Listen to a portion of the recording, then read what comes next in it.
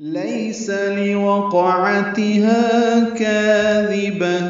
لیس میں لئی یائلین ہے، لام کو نرمی سے پڑھیں گے، یائلین کو بھی نرمی سے پڑھتے ہیں، اس کا مطلب ایمان ہی لین کا نرمی ہوتا ہے، ہونٹ پیچھے کی جانب کھینچیں گے یا میں، لیس سین کو پتلی باریک صفیر کی آواز سے جلدی ادا کریں گے، لوقعتها میں لام کو جلدی اور معروف پڑھنا ہے، واو کو ہونٹوں کی نا تمام گلائی سے ادا کرتے ہوئے قاف سے ملانا ہے، قاف پر پڑھیں گے اور اس پہ قلقلہ ہوگا، عین وسط حلق سے ادا کریں گے، تا کو جلدی اور معروف پڑھیں گے، باریک پڑھیں گے، ہا الف مدہ ہے 2 حرکات لمبا ہے، لوقعتها کاذبہ،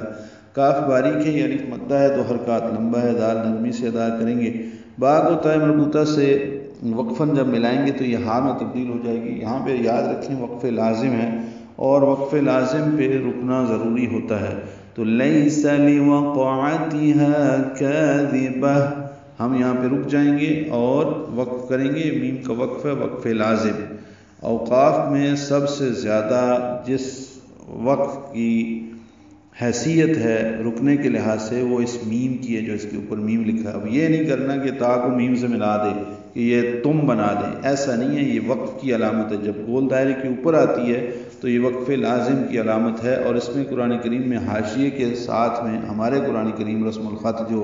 پاکستان وغیرہ کے ہوتے ہیں وہ ان میں ساتھ میں وقف لازم لکھا ہوا ہوتا ہے، تو وہ بھی دیکھ لیجئے، اس لیے ضرور رکیے، اس لحاظ سے رکنا ضروری ہے۔